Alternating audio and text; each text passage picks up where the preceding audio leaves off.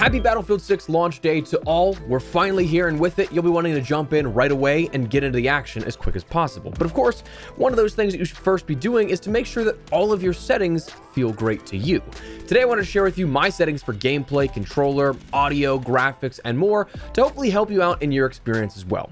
It should be noted that settings are always user-specific and not one size usually fits all, so I'd recommend utilizing these settings, but then adjusting where you see fit. If something doesn't feel 100% to you, feel free to tweak it accordingly to your liking. Drop your thoughts down below, drop a like if you enjoy the video, and do me a huge favor, hit that subscribe button to help us out on that lofty goal of maybe 700,000 subscribers by perhaps the end of the year. If you'd like to stay up to date with all things Battlefield 6 and more FPS content, lots of guides, tips, and all that coming, so I'd love to have you in the community for all of that. And lastly, check out my friends over at Advanced GG for a limited time 30% off your order with code Espresso30, but more on that a little later. For now, let's get into the settings. Let's start out with some basic gameplay settings here. You can find these across the accessibility, gameplay, and extras tabs. These will be things that help you out with your just general gameplay, things that aren't necessarily controller specific, hardware specific, but instead apply to your every game use. In your accessibility tab, you'll first see things of audio and graphics quality settings. Audio, that's all entirely up to you. I personally don't need menu narration, subtitles, I don't really care for it, but they don't bother me. I don't see them too much in MP, so I don't touch those settings a whole ton. Graphics quality settings though, I do adjust these. More importantly, I go to edit camera effects. This will bring up your sub menu of things like motion blur, HUD motion, camera shake amount, and a few other things. World and weapon motion blur, drop that all the way down to 0. Now, of course, you can end up having this if you want a sort of more cinematic experience. Motion blur being something that tries to blur those sequences together so it looks a bit more cinematic. But in terms of usefulness for your gameplay, all it really does is if you have to quickly dart from one viewpoint to the other, it's just going to blur everything in between together. If you're trying to spot an enemy at distance and quickly snap to them, it's going to distort that viewpoint and probably not help you out in the slightest. So for me, I like to keep that all off, just let me see what's in front of me. Infantry HUD motion, turning this off keeps your HUD entirely static. This will move around a little bit to combat motion sickness if there's some sequences that you're really just being tossed around, but for me, I like to have it off. Camera shake amount, also drop that down as far as it will go to 50. This meaning your camera itself in, again, those situations where there's a lot of explosions, things going on, your camera's not gonna shake around too much. It's gonna keep that solid, steady viewpoint. Reduce sprint camera bobbing, also the same thing. I like to turn that off. I'd rather have it static rather than bobbing around a little bit. Chromatic aberration, this is something that you'll see some blurring or color fringing at the edge of object images. Turning this off, I just think is better visual quality for that. And then infantry crosshair projection, this ends up keeping your crosshair 100% static instead of, again, bobbing around in some of those instances where your HUD would move. Oh, and one final thing before we jump over to the next category. This is going to jump over into the graphics tab. I'd highly recommend turning off vignetting and film grain just because it makes your game, again, feel a little bit better when we talk about things like that motion blur and all that kind of stuff. Vignetting and film grain is just, I think, something that is meant to be a bit more cinematic, but doesn't really help the actual gameplay and your visibility. Next, we're jumping over to the controls, hold, and toggle section of the accessibility controls. This will also then apply, again, later on into some other settings categories as well. You can just get them out of the way up front versus having to do them again later on down the line. Infantry sprint, this is entirely subjective. I personally just like to have toggles so I'm not crushing my thumbstick. Double tap forward to sprint can either be off sprint or auto sprint, these just being those sprint assist options. Your crouch toggle sprint will be how you end up sprinting out of a crouch. If you want to keep a crouch sprint going, you can have that option set to crouch,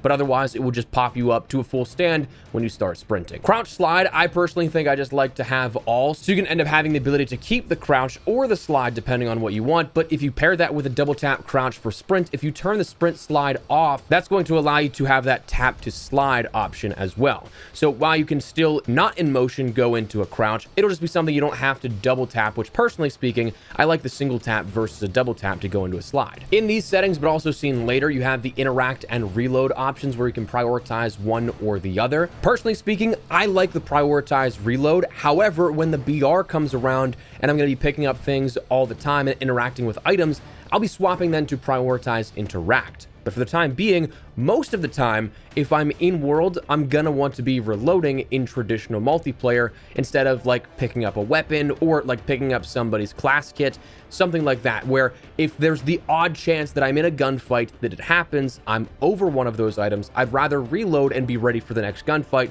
instead of accidentally picking up one of those items. But again, in the Battle Royale, that's going to change. That's going to be something that I adjust that. But for now, I prioritize reload. Now, a lot more to talk about. Before we continue, a quick heads up. We recently partnered with Advanced GG, as I've been loving their products for a while now, but it's finally official. To me, Advanced is that replacement for a cup of coffee in the morning, the afternoon pick-me-up, the fuel for any gaming or long content recording session. Right now, to celebrate the launch of the partnership and coincidentally, the launch of Battlefield 6, you can get 30% off your entire order from now until the 15th with code ESPRESSO30. If you've never had their stuff, they've got some really great flavors like strawberry lemonade and rainbow sherbet are two of my favorites. There's zero chalky residue, and they've got some really cool shakers. So I'd highly recommend checking them out if you'd like to fuel up for the launch. And again, for a limited time, you can get 30% off your entire order with code ESPRESSO30 or checking the link in the description below. But anyways, check them out. Back to it. The next two things on these edit and hold and toggle options are skip and request revives. Now, this is one that is preference, but personally, for skip revive, I hold.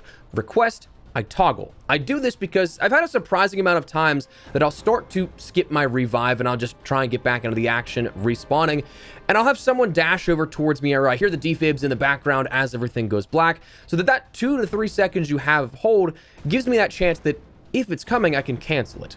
However, requesting, I toggle because I just hit it once and my bleed out is prolonged, and it allows me to focus on pinging enemies, or if nobody's around and I'm hoping for that Hail Mary save, I'm at least not depleting tickets just yet and buying some time on that I can take a drink of water or something and be hands off, put my controller down for a split second, then get back into the action. So me personally, I like those ones. The final two things we'll talk about in terms of your general gameplay come down to field of view and some settings for your HUD. Now, field of view, you have the ranges of either 85, which is a super narrow field of view, or up to 120, which is a bit more sort of fisheye lens, fishbowl feeling, where you have a lot more on your peripherals, but you'll notice whenever you aim down sight, things will be a little bit more further away. But personally speaking, I like to play at a higher field of view. I don't usually max out to 120. I'll go there from time to time, but I kind of like 110 to 115 as a sweet spot for me. But again, this is all personal preference based. Some people may like it a little bit tighter. Some may like to see a lot more going on, but that's entirely up to you. As for your minimap sizing and adjustments, however, I got a lot of questions in stream yesterday when we debuted our launch gameplay here at this on if you could adjust this. You can, to a degree. It's not like you have a ton of control over it, but you do have the ability to have a small, medium, or large size in your HUD options. You can change the minimap background opacity, that if you want to have it just a solid minimap, you can see that. Or if you want to lower it and see a little bit behind it, perhaps there's that rare instance where the minimap blocks an enemy from your field of view, you can end up taking that so you can see a little bit through it. And then you can also adjust those zoom levels with the view distance on foot, in ground vehicle, and in air. That said, let's jump over to some controller settings now. Firstly, controller vibration, entirely up to you. Some people like to have that physical feedback on their shots. Some people don't. Dead zones, again, another thing that is entirely subjective and will vary depending on controller. It's not even like it might be something of a preference for you. You just genuinely might swap from one controller to the next, and the inputs might need to be adjusted a little bit. Dead zones, the lower the initial input value, the less interaction with the thumbstick you'll need to get that input. The higher, the more you'll need to push on that and allow it to register that there is an input. But again, this is entirely controller dependent, and it's a sort of fail-safe that you're not floating around a ton, which if you've had controllers on the decline, you'll know just how irritating that is. Infantry aim sensitivity, this again is all entirely personal. I've been playing around a 50 to 60. I find like if you're comparing that to Call of Duty or something, it's around like a 9 to 10 sensitivity a little bit, maybe pushing into the 11 range, but it's a little bit faster, but still controllable, but not super fast or super slow. But that's something that I'd absolutely recommend going to the firing range and trying this out and testing it to see what works best for you. After that, you're going to want to go into your controller tab, then go into controller settings. This is something that will then bring up a whole host of other adjustments you can make, where again, you end up bringing your aim sensitivity up, you have your field of view.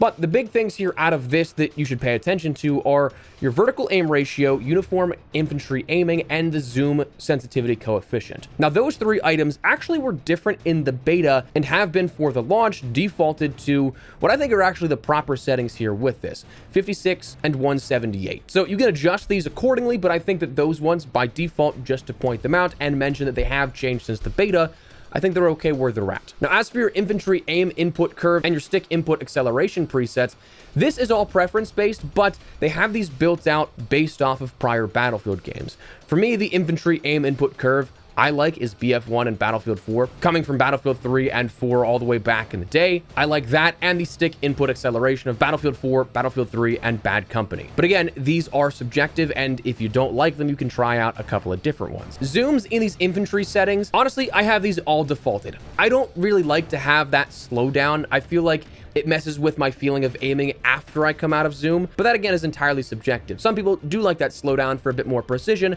at a higher magnification on that zoom. Now, one thing with those out of the way that you want to take into consideration is that during the beta, the edit infantry settings, those controls like what we just went over, those were actually independent for your infantry, ground vehicles, transport vehicles, and all that kind of stuff. So just double check that. I think that they should now apply to all, but double check just in case they don't. And unfortunately, if they don't, you're just going to have to re-input those same things for a couple of different categories. Finally, your buttons. This is kind of where it gets a bit convoluted and back and forth, but in terms of like making the adjustments, it's not a whole ton you have to do. For soldier, aircraft, and helicopter, I play and would recommend the alternate button preset, while the rest, I play default. Soldier, alternate is essentially just giving you the tactical button layout from COD, where your crouch and slide is on your right stick, and melees with circle or B depending on your controller.